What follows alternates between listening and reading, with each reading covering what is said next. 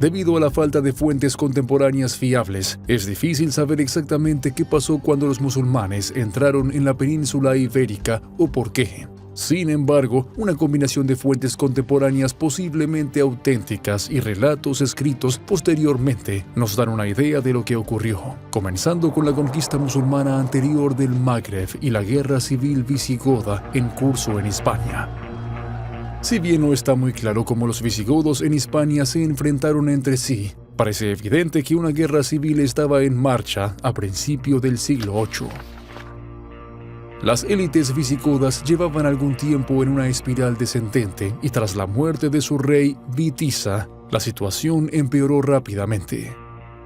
No hubo un sucesor claro, ya que ninguno parecía tener el apoyo mayoritario, aunque dos contendientes se destacaron en particular: Roderick y Aquila II. Las fuentes entran en conflicto en cuanto a quién era o si había un solo rey en el momento de la entrada de Islam en España, pero en general se cree que existía un estado de división real basado en evidencia numismática.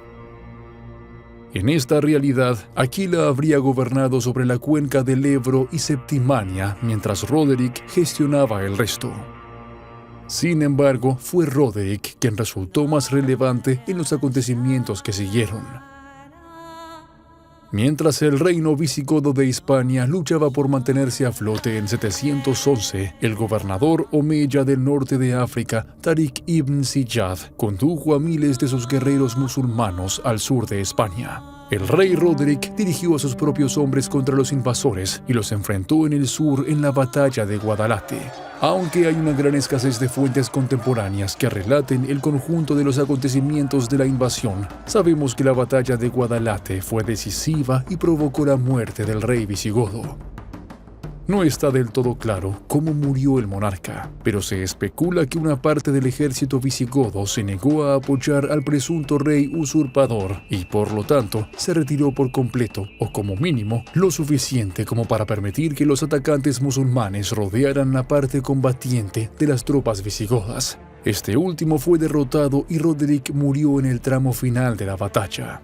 Ahora, la puerta estaba abierta de par en par para que Tariq y sus hombres siguieran adelante. Los visigodos supervivientes permanecieron divididos y enfrentados entre sí, y los musulmanes pronto obtuvieron refuerzos bajo el mando de Musa ibn Nusayr. Aparte de una pequeña región en la frontera norte, los omeyas se habían apoderado de toda la península ibérica en solo unos pocos años. Su siguiente desafío entonces fue establecer una nueva administración para gestionar lo que ahora se llamaría Al-Andalus. Sin embargo, esto no fue del todo difícil para los musulmanes. Si bien las diferencias religiosas y culturales entre los invasores y sus víctimas eran marcadas, a gran parte de la élite visigoda no le había importado mucho apoyar su reino de todos modos, y por lo tanto haría todo lo que se le pidiera para proteger su propio poder. Esto condujo a una serie de acuerdos entre omeyas y visigodos que, en última instancia, mantuvieron la vida bastante coherente para los nuevos súbditos cristianos de los conquistadores. Sin embargo, muchos de los cristianos locales pronto comenzarían a convertirse al Islam, aunque se desconocen las cifras exactas, y España permanecería bajo dominio musulmán durante siglos. Desde el califato omeya hasta el Emirato de Granada, la península ibérica se fue volviendo cada vez más islámica. Sin embargo, esto todavía era un estatus temporal, porque como sabemos, España pronto volvería a ser sinónimo de cristianismo.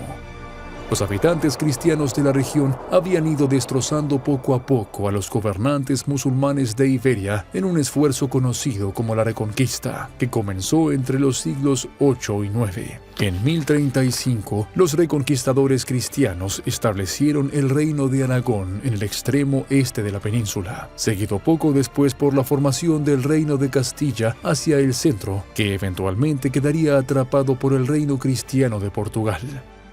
Esto dejó una porción relativamente pequeña de tierras ibéricas a los conquistadores musulmanes y las luchas internas comenzaron a estallar dentro del emirato restante. A medida que la fortaleza musulmana se debilitaba, los reinos cristianos se iban fortaleciendo. En 1469, Fernando de Aragón e Isabel de Castilla se casaron y comenzaron la carrera para unir de una vez por todas las tierras españolas. Después de convencer al Papa Sixto IV de que considerara la invasión planeada como una cruzada, los reyes católicos, como se les llamaba a menudo, sitiaron la resistencia musulmana. El 2 de enero de 1492, el sultán del Emirato de Granada, Mohamed XII, finalmente entregó su tierra a los reinos cristianos, y así, sin más, Al-Ándalus ya no existía. Sin embargo, la fe islámica en toda Iberia no desapareció de la noche a la mañana. En su apogeo, la España islámica había albergado a más de 5 millones de musulmanes. Y aunque el número había disminuido drásticamente con la caída del Emirato de Granada, todavía había al menos 500.000 de musulmanes en todas las tierras de Al-Ándalus. Esto se debe a que al principio los reconquistadores cristianos habían optado por mostrar tolerancia hacia las poblaciones musulmana y judía dentro de Iberia. En el Tratado de Granada, los reyes católicos acordaron tratar a sus nuevos súbditos musulmanes o moros con tolerancia y trato justo. En cuanto a los ciudadanos judíos, el trato les daba la opción de convertirse al cristianismo o abandonar la península ibérica en los próximos 3 años. Este acuerdo, sin embargo, nunca importó realmente a los españoles. En marzo de 1492, Fernando e Isabel emitieron el decreto de la Alhambra, que ordenaba la expulsión total de todos los judíos practicantes de todos los territorios de los monarcas.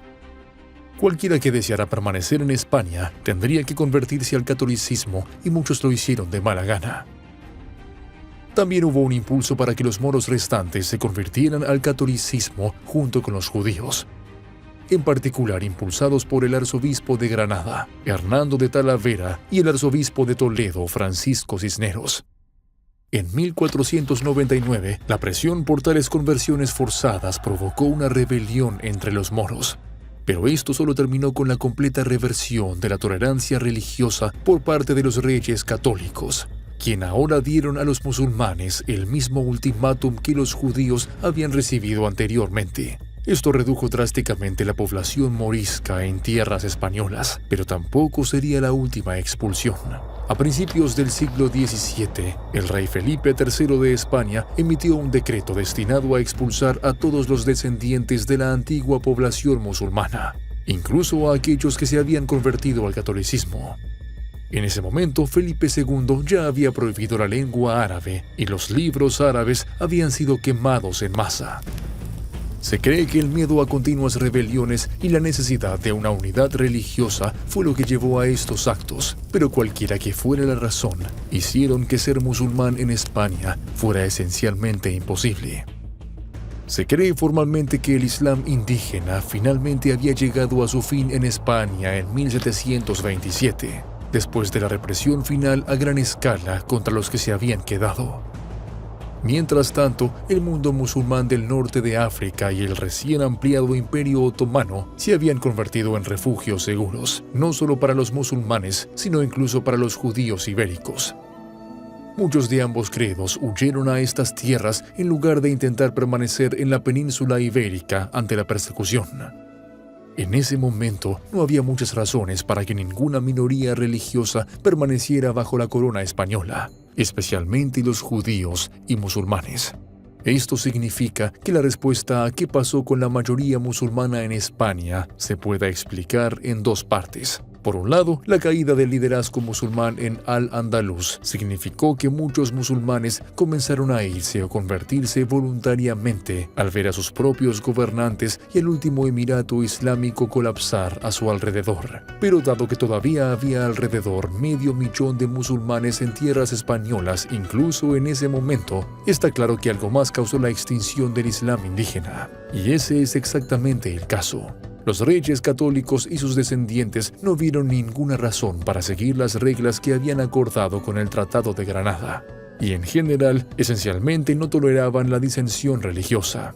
Así, la determinación de forzar conversiones y expulsar a todos los judíos y musulmanes que se negaran a convertirse al catolicismo provocó una sorprendente disminución de ambas poblaciones. En cuanto a los musulmanes, la corona española no dio indulgencia durante el reinado de Felipe III, ni siquiera para los descendientes de los conversos al cristianismo. Esto aseguró que incluso el Islam, que se practicaba en secreto, desaparecería del reino, y con las cercanas tierras norteafricanas y otomanas dando la bienvenida con los brazos abiertos a los musulmanes expulsados y a sus descendientes, ¿por qué habrían querido quedarse en España de todos modos?